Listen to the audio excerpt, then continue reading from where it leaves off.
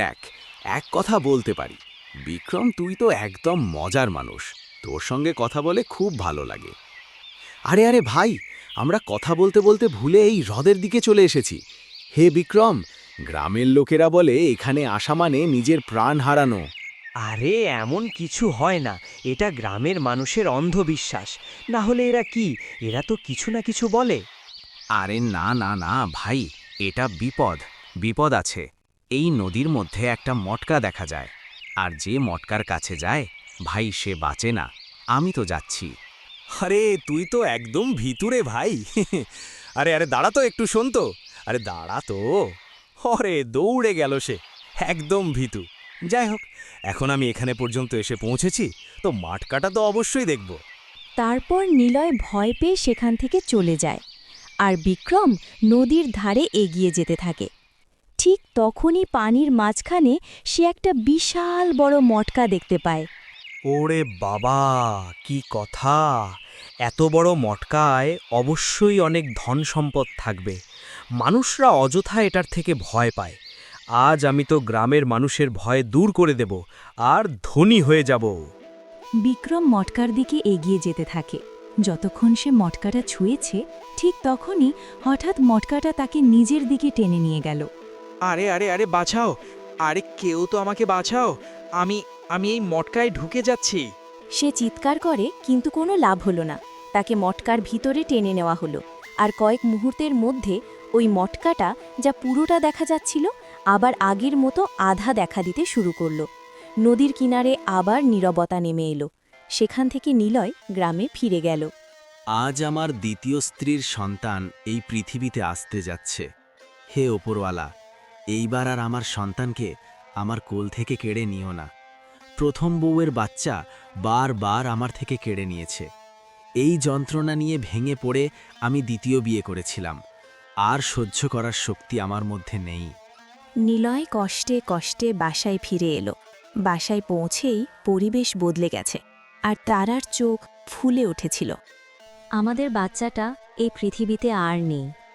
না না না, এটা হতে পারে না। আমার আমার বাচ্চা আমাকে ছেড়ে যেতে পারে না। হে ওপরওয়ালা, আমি কত কসম খেয়েছিলাম, কত রাত জেগে কেঁদেছিলাম যে এবার আমার বাচ্চা বেঁচে থাকবে, তবুও সে চলে গেল। নিলয় ফুসফুস করে কাঁদতে লাগল। তার কণ্ঠস্বর চারদিকটা ভরে গেল, গ্রামে ছড়িয়ে পড়ল, আর গ্রামের সবাই জড়ো হয়ে গেল। প্রত্যেকের মুখে ভয়, প্রত্যেক চোখে একই প্রশ্ন। এই বিপদ আমাদের গ্রাম ছাড়বে তো? বলো তো তো। আজ আবার একটা ছেলে মরল, আর আমরা সবাই হাত পা গুটিয়ে দাঁড়িয়ে রইলাম। অবশ্যই কিছু না কিছু আছে যেটা এই গ্রামে কোনো ছেলেকে বাঁচতে দেয় না। মুখিয়াজি, নিশ্চয়ই কোনো না কোনো রহস্য আছে। এসব কিছু ওই অভিশপ্ত নদীর মটকার জন্যই হলো।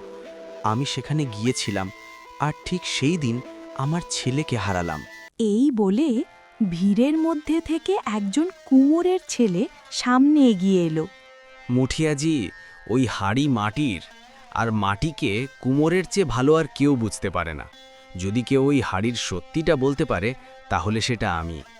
বাহ ভাই বাহ, বাহ বাহ বাহ! যার হাতে আজ পর্যন্ত একটাও ঠিকঠাক পাত্র বানাতে পারেনি, আর যে নিজের মায়ের ওপর বোঝা, নিজের পেটও ভরাতে পারে না, সে রহস্য সমাধানের কথা বলছে। আচ্ছা, তোমরা আমার কথা একদম বিশ্বাস করো না, কারণ আমি বেকার, আমার কোনো কাজকর্ম পাচ্ছি না। কিন্তু আমি এই রহস্যটা একবারে ফায়া করব। আমার বয়স যতই হোক না কেন, সবাইকে দেখিয়ে দেব আমি অতটাও নাকারা নই। আজই আমি সেখানে যাব। আরে যা, তুই যা। নিজের বুড়ো মায়ের ওপর দিনরাত কাজ করাই আর এই রহস্য সমাধানের কথা বলিস? সুমির রেগে ঝিলের দিকে হাঁটতে লাগল।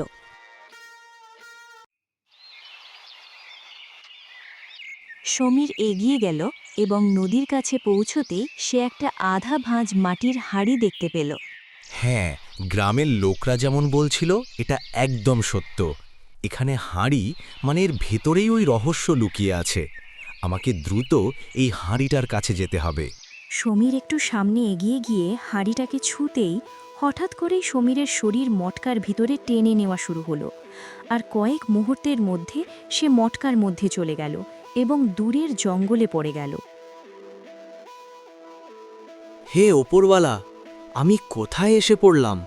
আর এখানে সবকিছু মাটির মতো কেন দেখাচ্ছে?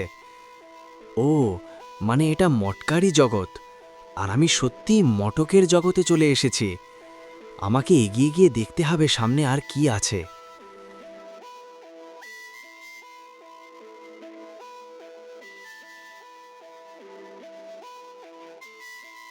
এগিয়ে চলতে চলতে সমীর দেখে গাছের নিচে অনেক লোক বিষণ্ণভাবে দাঁড়িয়ে আছে। আরে বাবা রে বাবা, এখানে এত মানুষ একসাথে কিভাবে থাকতে পারে? মানে আমাদের গ্রামের সবাই তাহলে এখানে বন্দী হয়ে আছে। আর ওখানে তো বিক্রম ভাইও আছে। হো হো হো, আমাকে ওদের কাছে যেতে হবে। আরে সমীর, অবশেষে তুমিও এখানে এলে। আমার স্ত্রী নিশ্চয়ই চিন্তিত থাকবে, আর আমার মেয়েটাও খুব চিন্তিত থাকবে। হে ভাই, আমাকে এখান থেকে বের করে দাও। একমাত্র তুমিই পারবে আমাদের সবাইকে এখান থেকে বের করতে। তোমরা সবাই চিন্তা করো না, আমি তোমাদের সবাইকে নিরাপদে এখান থেকে বের করে দেব। কিন্তু আগে আমাকে এই মটকার রহস্যটা বুঝতে হবে। এই পৃথিবীর আসল রহস্যটা কি? এই রহস্য জানার জন্য তোমাকে এখানের মালকিনের মুখোমুখি হতে হবে। শুধু তিনিই তোমাকে এখানের রহস্য বলতে পারে, বুঝেছ? এখন এখানকার মালকিনতে এই পুরো মটকার দুনিয়ার এক মল্লিকা আছে, যিনি খুব সুন্দর মেয়ে। ও আমাদের সবাইকে অনেক কষ্ট দেয়, ঠিকমতো খাওয়ায় না, আর সব সময় তার কথা মানতেই হয়। আমি তো দেখতে চাইনি সে কেমন মেয়ে যিনি এত লোককে এই দুনিয়ায় বন্দি করে রেখেছে। আমি এক্ষুনি যাব তার সাথে দেখা করতে। তারপর সুমীর এগোতে শুরু করে। একটু দূরে গেলে তার সামনে সোনার পাহাড় দেখতে পায়।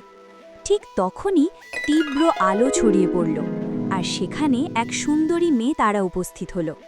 আচ্ছা, তুমি তো এখানকার মালিক, যে এই সব মানুষকে এই জগতে বন্দি করে রেখেছ। বলো তো, তুমি কেন এমন করছো? কিন্তু তুমি কে আর কেন এসব জানতে চাইছো?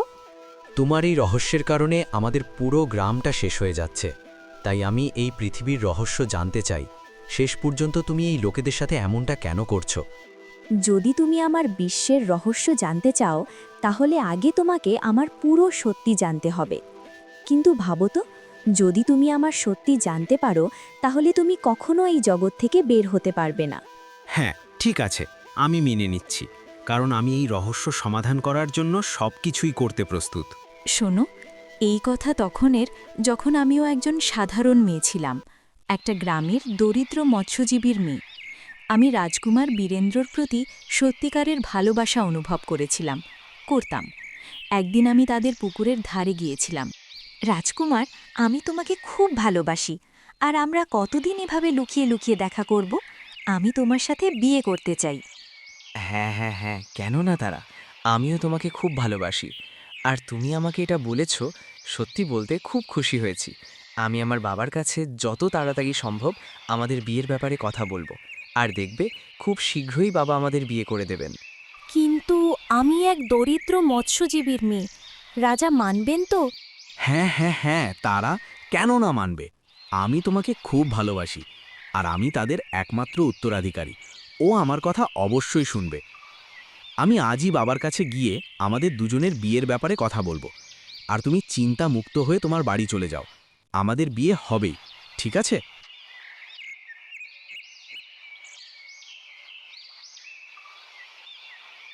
রাজকুমার সেখান থেকে চলে যায়।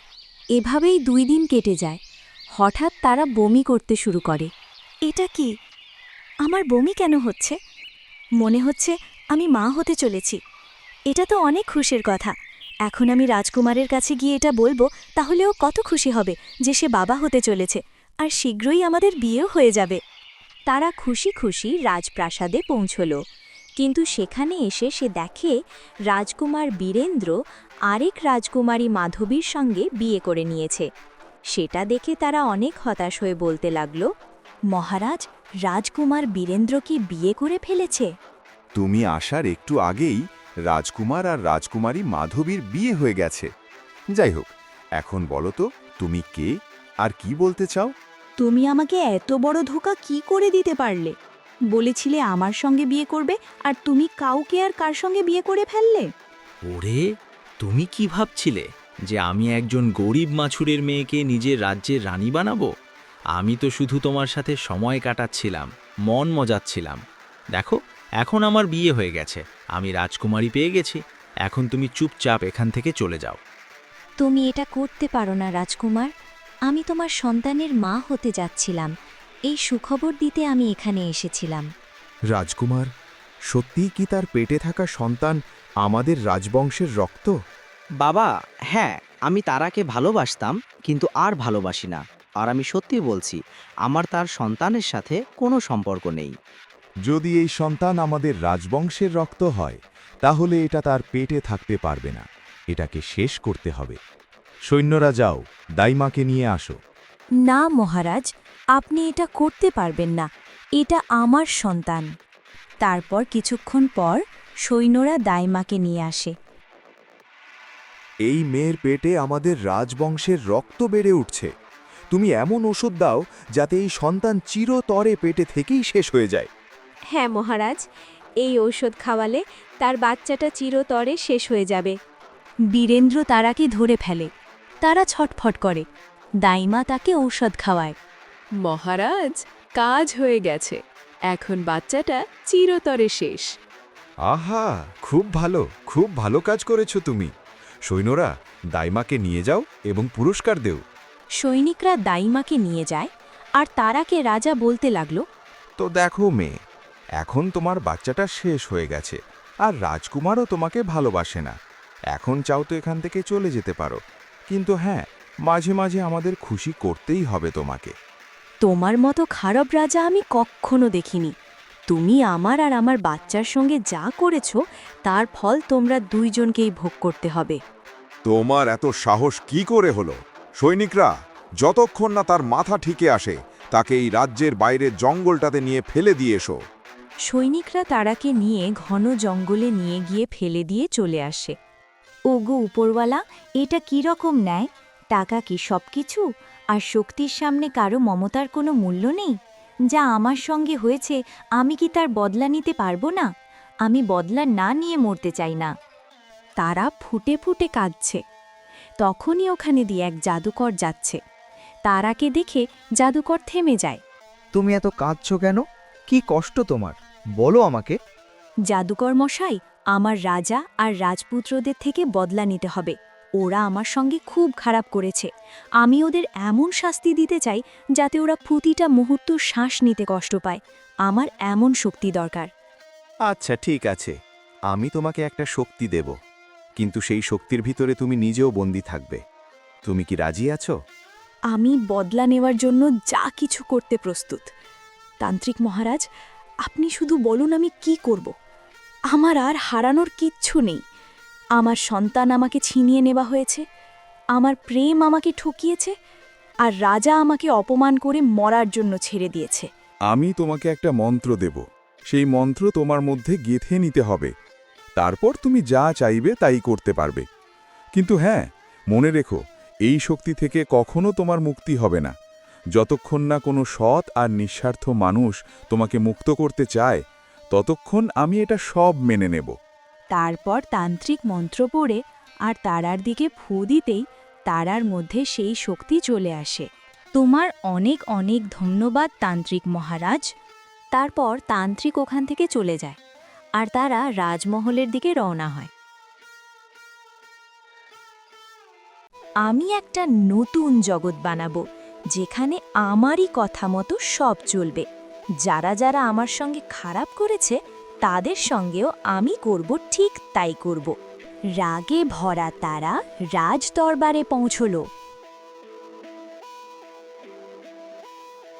ওরে ওরে ওরে, তুই আবার এখানে এসে গেলি? মনে হয় তুই তো মানতেই চাস না। এটার বাচ্চাটা আমরা শেষ করে দিয়েছি, এখন মনে হচ্ছে এটাকেও মারতেই হবে। আমরা তো এটাকে মরতে ছেড়ে দিয়েছিলাম, আর এই কালমুখটা কোথা থেকে ফিরে এসে গেছে। বাবা, তুমি চিন্তা করো না, আজই এর মাথা গলায় থেকে আলাদা করে দেব। তোমরা আমার কিছুই করতে পারবে না। তোমাদের যত শক্তি আছে, আমার কাছে তার চেয়ে অনেক বেশি শক্তি আছে। তোমরা তোমাদের রাজ্য আর পদ নিয়ে অনেক গর্ব করো, তাই না? এখন তোমরা সবাই আমার দাস হয়ে যাবে। আমি তোমাদের ধ্বংসের কারণ হয়ে এসেছি। আমি তোমাদের এমনভাবে বন্দি করব যে তোমরা ঠিকমতো শ্বাসও নিতে পারবে না। তারা একটা মন্ত্র পড়তে পড়তে বলে, আমি চাই এই পুরো রাজ্য আর রাজায়ের পরিবার একটা জাদুকরি মটকায় বন্দী হয়ে যাক, আর যেভাবে ওরা আমার কোষ নষ্ট করেছে এই পুরো রাজ্য সন্তানহীন হয়ে থাকবে। কখনো কারো বাড়িতে কোনো বাচ্চা জন্মাবে না। এটা আমার অভিশাপ। সেই মুহূর্তে তারা একটা জাদুকরি মটকা বের করে এবং সাথে সাথেই পুরো রাজ্য যেন এক মটকায় রূপান্তরিত হয়ে যায়। রাজা, রাজকুমার সবাই মটকায় বন্দী হয়ে যায়। প্রিয় বন্ধুরা, আমি তারা। আমার এই অভিশাপ থেকে কি শেষ পর্যন্ত সমীর পারবে তার পুরো গ্রামটাকে রক্ষা করতে? আমাদের এই গল্পটা আপনাদের কাছে কেমন লেগেছে অবশ্যই কমেন্টে জানাবেন। আর পরের পার্ট দেখতে চাইলে লাইক, শেয়ার, সাবস্ক্রাইব করে পাশে থাকবেন। ধন্যবাদ।